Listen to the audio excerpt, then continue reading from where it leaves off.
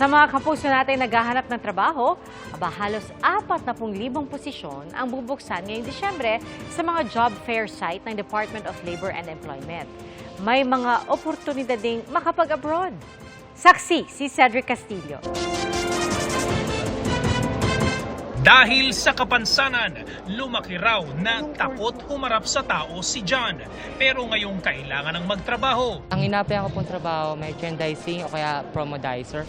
Gusto ko pong mas ma-improve pa yung sarili ko about sa pagsasalita. Sa tingin ko kasi, isa rin yun sa magiging daan. Mabuti na lamang daw at may 2 potential employers na bukas sa tulad niya sa job fair na ito ng Labor Department. Mag-try lang, gawin nila yung best nila, tsaka yung reality, tanggapin nila.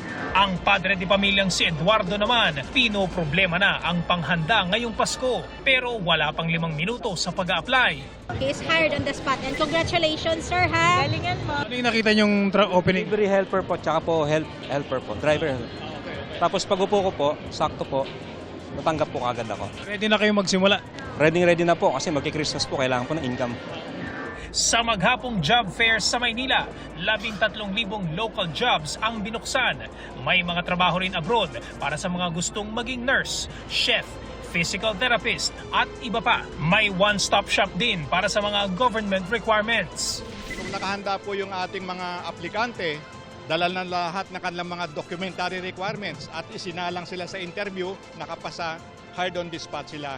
Ngayong Disyembre, 23 job fair sites sa buong bansa ang mag-aalok ng halos 40,000 trabaho.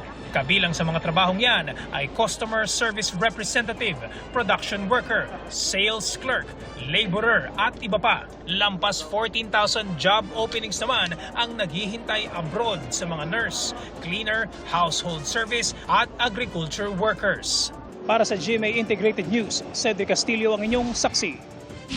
Mga kapuso, sama-sama tayong maging saksi. Mag-subscribe sa GMA Integrated News sa YouTube.